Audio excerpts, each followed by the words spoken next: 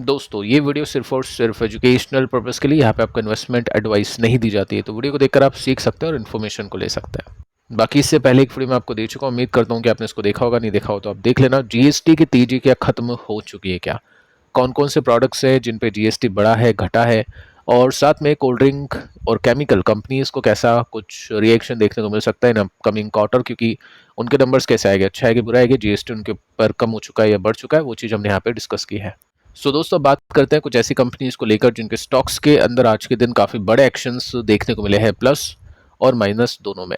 और बातचीत करते हैं कंपनीज के लेटेस्ट न्यूज़ को देखकर, टेक्निकल्स को देखकर, फंडामेंटल्स को देखकर सीखने की कोशिश करते हैं कि जब भी कंपनीज के स्टॉक्स में बड़े एक्शन होते हैं तो एक इन्वेस्टर उसको किस तरह से देखता है।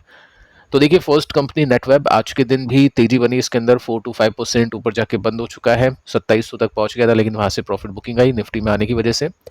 साथ में मार्केट कैप को देखिए तो 14-15 हज़ार करोड़ का है। वैल्यूएशन आप देख चुके हैं, कल की वीडियो के अंदर भी अपन ने बातचीत की थी, 115 का पी, यानी काफ़ी एक्सपेंसिव है।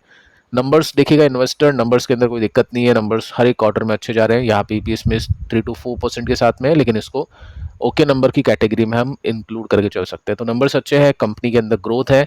साथ में अगर आप देखोगे तो इसने काफ़ी अच्छी तेजी बना के दे दी है, अपने बॉटम से तकरीबन डबल हो चुका है।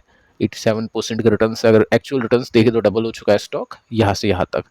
अब इन्वेस्टर ये देखेगा, ट्रेडर ये देखेगा कि कितना पोटेंशियल और इसमें बाकी है, क्योंकि ऑलरेडी जब स्टॉक इतना चल जाता है तो फिर लगता है कि नहीं अब तो गिरना चाहिए स्टॉक, अब तो प्रॉफिट बुकिंग इसमें आनी चाहिए। देखिए इसके पीछे एक रीज़न आपको देखना पड़ेगा कि क्यों स्टॉक तेज हुआ, कैसे इम्पैक्ट हो गया इसके अपकमिंग क्वार्टर के अंदर। तो यहाँ पे मैनेजमेंट ने बोला है कि इसका रेवेन्यू बढ़ जाएगा 60% से, यानी 1734 करोड़ का जो ऑर्डर कंपनी को मिला है उसकी वजह से कंपनी को काफ़ी अच्छा फायदा होने वाला है आने वाले क्वार्टर्स के अंदर। तो उसकी एक्सपेक्टेशन मार्केट सेट करेगा और उस एक्सपेक्टेशन के चलते स्टॉक का प्राइस अभी ऊपर जा रहा है। जो आपने जीएसटी में देखा कि एक्सपेक्टेशन सेट होती है, स्टॉक्स ऊपर जाते हैं। अब जो खिलाड़ी लोग होते हैं वो बेच देते हैं, तो जीएसटी जैसे ही आया ऊपर गया मार्केट, उसके बाद में प्रॉफिट बुकिंग देखने को मिली। और ऐसे एक कंपनीज में भी आप देखोगे, जैसे मान लो एग्जाम्पल लेके चलते हैं, इस कंपनी का स्टॉक चल रहा है चल रहा है चल रहा है, उसके बाद में नंबर्स अच्छे आएंगे, लेकिन स्टॉक का प्राइस नीचे जाएगा, क्योंकि वहाँ पे जो इन्वेस्टर अपने प्रॉफिट को बुक करके चले गए। इसी वीडियो के एंड में कंपनी में आपको बताऊंगा जिसमें आज के दिन एक बड़े इन्वेस्टर ने प्रॉफिट बुक किया है तेजी बनाने के बाद में, उसको भी चेक करते हैं। सो अब देखिए ऐसे में इन्वेस्टर ये देखेगा कि स्टॉक जब गिरता है उसके बाद में जब स्टॉक चलता है तो स्ट्रेट लाइन में स्टॉक ऊपर नहीं जाता है, उसके अंदर आपको तेजी मंदी दोनों देखने को मिलती है। तो ट्रेडर इन्वेस्टर ये देखेगा कि कितने परसेंट स्टॉक गिर रहा था।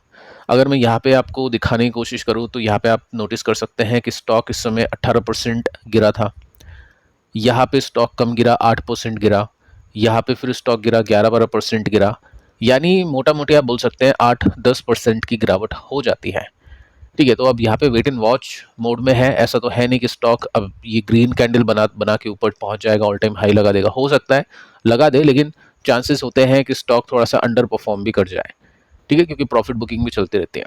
सो यहाँ पे अब ट्रेडर इन्वेस्टर ये देखेगा कि अपने हाई पर जाने से पहले अगर ये थोड़ा सा दिखता है नीचे गिरता है, दिखता है 6-8%, तो फिर उसमें देखा जाएगा उस हिसाब से स्टॉक को। ठीक है, आगे चलते हैं। नेक्स्ट जो कंपनी है इसका नाम है इलेक्ट्रॉनिक मार्ट इंडिया। इसने आज के दिन 10-11% की तेजी के साथ में परफॉर्म किया। स्मॉल कैप कंपनी है, ओनली 5000 करोड़ का मार्केट कैप है। इन्वेस्टर देखेगा वैल्यूएशन कैसी है, इन्वेस्टर को लगा वैल्यूएशन तो महंगी है, अब वो पता लगाएगा क्यों महंगी है, क्या इसके नंबर्स बहुत अच्छे आ रहे हैं, तो उसमें आप चेकआउट करेंगे। तो इन्वेस्टर को लगेगा नहीं नंबर्स तो अच्छे नहीं आ रहे, यहाँ पे एक्सपेक्टेशंस मिस हुई, यहाँ पे एक्सपेक्टेशन भारी परसेंटेज के साथ में मिस हुई, यहाँ पे भारी परसेंट के साथ में मिस, और यहाँ पे भी 20% के साथ में एक्सपेक्टेशन मिस हुई। तो नंबर्स कैसे हैं, नंबर्स खराब है। ठीक है, तो तेजी क्या खोखली तेजी है या फिर ये तेजी सही में टिकाऊ तेजी है, फिर उसके लिए इन्वेस्टर देखेगा आज तेजी क्यों बनी। देखिए रीजन है जीएसटी में आपने देखा टीवी फ्रिज इस तरह के जो प्रोडक्ट्स उनके प्राइसेस कम हो चुके हैं। तो ईएमएल यही काम करता है, रिटेल में बेचता है, जस्ट लाइक डी मार्ट या कोई भी रिटेल स्टोर होता है उसकी तरह बेचता है।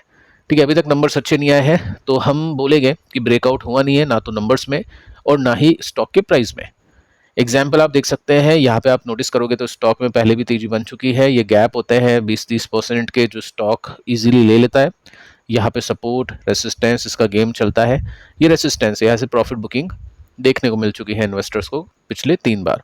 देखते इस बार क्या होता है, क्योंकि नंबर्स तो अच्छे है नहीं, तो नंबर्स अच्छे नहीं है तो एक्सपेक्टेशंस रहती है प्रॉफिट बुकिंग की। बाकी देखते हैं क्या होता है, इस तरह से आप चीज़ों को देख सकते हैं।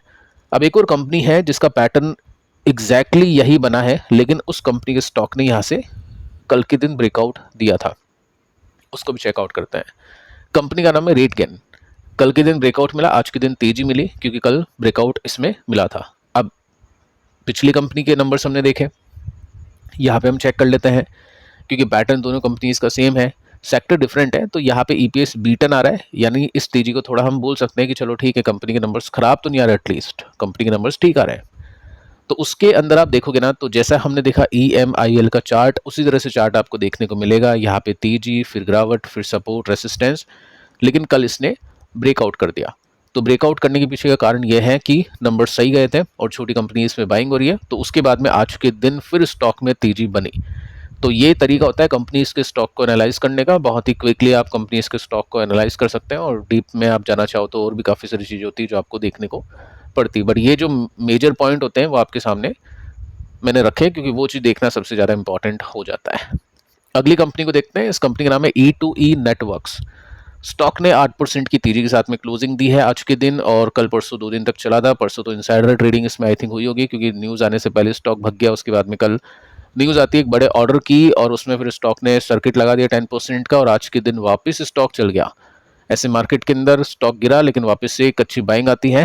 5000 करोड़ का मार्केट कैप, इन्वेस्टर देखेगा वैल्यूएशन क्या है तो 134 की वैल्यूएशन है, यानी एक्सपेंसिव तो है। अब देखिए, जब भी ऐसी तेजी आती है, इस तरह की तेजी बनती है, तो डेफिनेटली गिरावट भी आती है। ऐसा नहीं है कि स्टॉक बस चल ही जाएगा, वो गिरता भी है। तो इन्वेस्टर ये देखेगा रेसिस्टेंस कहाँ पे है, जहाँ से प्रॉफिट बुकिंग आती है। ठीक है, तो प्रॉफिट बुकिंग देखो इस पॉइंट से आई थी एक तो अभी तक उस पॉइंट को इसने कैप्चर किया नहीं है, तो थोड़ा सा गैप बाकी है। देखते प्रॉफिट बुकिंग आती है या फिर ब्रेकआउट होता है। रिस्की कंपनी है, ब्रेकआउट होगा तो रिस्की ट्रेडर यहाँ पे प्ले करते हैं ऐसी कंपनी इसमें, और जो भी खरीद चुके हैं अगर प्रॉफिट बुकिंग आती है तो वो भी साथ में प्रॉफिट बुकिंग कर लेते हैं जब भी स्टॉक अपने रेसिस्टेंस पे प्रॉफिट बुक करवाता है। ठीक है, अब देखिए आज के दिन एक कंपनी है जिसके स्टॉक में भारी प्रॉफिट बुकिंग हुई, पिछले कुछ दिनों से कंटिन्यूसली चल रहा है। आज के दिन ओला इलेक्ट्रिक ने अंडर परफॉर्म कर दिया, 6.5% की गिरावट के साथ में स्टॉक ने क्लोजिंग दी है। अब इसके पीछे कारण देखिए दोस्तों, ये है कि एफआई ने बेचा। सॉफ्ट बैंक जो कि जापान का है, इसको एफआई के रूप में कंसीडर कर सकते हैं। इसने ट्रिम किया अपना स्टेक, कितना 2% आई थिंक ये बेचा, आगे छोड़ के बता दूंगा। यहाँ पे 15% अब उनका स्टेक ओला में रह चुका है, यानी तेजी का फायदा उठाया इसने। एफआईज कंटिन्यूसली स्टेक को इंक्रीज कर रहे थे, डेटा हमने देखा था पिछले 2-3 क्वार्टर का। अब ये बेचना भी शुरू कर रहे हैं, क्योंकि जब स्टॉक अपने रेसिस्टेंस पे आता है, दुनिया उसको खरीदती है, तो थोड़ा थोड़ा स्टेक ट्रिम भी किया जाता है। ठीक है, तो वो सब चीज़ें यहाँ पे देखने को मिली है। और ये चीज़ आप नोटिस कर सकते हैं, जैसे जीएसटी काउंसिल की मीटिंग एंड हुई तो इन्होंने बेच दिया। तो इसी तरह से काम करते हैं लोग जो एक्सपर्ट होते हैं या फिर जो मार्केट के एक्सपीरियंस्ड खिलाड़ी होते हैं, वो सब यही काम करते हैं कि जब अच्छी न्यूज़ आती है तो बेचते हैं और एक्सपेक्टेशन को बाय करते हैं। सो यहाँ पे देखिए दोस्तों, आज के दिन बेचा है तकरीबन 2.15% के स्टेक। पहले 18% के आसपास का था, 15% के आसपास का ये स्टेक हो चुका है। तो अभी है इनका स्टेक, ऐसा नहीं है कि कंप्लीटली बेच दिया। ठीक है, तो नेगेटिव न्यूज़ इतनी नहीं है, तो इन्होंने जस्ट अपने स्टेक को ट्रिम किया है, थोड़ा सा प्रॉफिट को बुक किया है, क्योंकि पिछले कुछ दिनों से डबल या मोर देन डबल ये स्टॉक हो चुका है। सो यहाँ पे देखिए दोस्तों, आपको दिखाई देगा ये जो वीकली चार्ट है, और उसके अंदर आप सिंपली नोट कर सकते हैं कि ये जो एक सपोर्ट था, यही रेसिस्टेंस बन चुका है, और रेसिस्टेंस पे ही बुकिंग आती है। आज के दिन इसी रेसिस्टेंस पर सॉफ्ट बैंक ने भी बेच दिया है। कल के दिन थोड़ा सा ऊपर गया था, तो उसको भी एक बार हम चेक कर लेते हैं, डे चार्ट के पैटर्न में देख लेते हैं। तो पैटर्न देखिए दोस्तों, काफ़ी अच्छा देखने को मिल रहा है। ठीक है, पैटर्न के अंदर कोई दिक्कत नहीं है। यहाँ पे जस्ट एक बार कंपनी के स्टॉक ने अपने प्रीवियस लो से नीचे जाके क्लोजिंग दी, उसके अलावा आपको यहाँ पे एक बार भी ऐसा देखने को नहीं मिलेगा। ये अपने लो से ऊपर ही जाके बंद हो रहा है, चाहे रेड कैंडल बन रही हो, लेकिन पिछले लो को इसने नहीं तोड़ा। अभी आप देखोगे तो यहाँ पे भी पिछले लो को नहीं तोड़ा। आज के दिन भी बात करें तो ये जो पिछला लो था इस कैंडल का, इसको नहीं तोड़ा। तो ट्रेंड अभी भी इसका बरकरार है, प्लस है। अब ट्रेंड आप इसमें नोटिस कर सकते हैं। देखते दोस्तों स्टॉक किस तरह से परफॉर्म करेगा। बाकी न्यूज़ अच्छी आ चुकी है इस कंपनी में, मार्केट शेयर कंपनी इंक्रीज कर सकती है, और वैसे भी इन कंपनी के अंदर अच्छी बाइंग चल रही है। और जो भी मतलब जैसे मान लो एग्जाम्पल लेके चलते हैं, किसी इन्वेस्टर ने इसके स्टॉक को यहाँ पे लिया या यहाँ पे लिया, उसको अभी 15% का या 20% का प्रॉफिट मिल रहा है। ठीक है, तो वो स्टॉप कर लेगा अपने प्रॉफिट को, ट्रेल कर लेगा कि ये 15% का प्रॉफिट अगर मेरा 10% से नीचे चल जाता है तो मैं बुक कर लूँगा। अगर उसका 15 का 20 हो जाता है तो फिर वो 10 जो उसने सोचा था कि यहाँ पे बुक करूँगा, वो 15 सोच लेगा, 5% प्रॉफिट को बढ़ा देगा। तो इस तरह से वो ट्रेल करते हैं अपने स्टॉप लॉस को, ताकि उसका जो प्रॉफिट है वो प्रोटेक्ट रहे। ठीक है, तो ये सब चीज़ें हैं जो आपके काम की थी। उम्मीद करता हूँ कि आपको समझ में आया होगा। पिछली वीडियो को भी आप देख लेना। मिलते हैं नेक्स्ट वीडियो में, तब तक के लिए बाय बाय।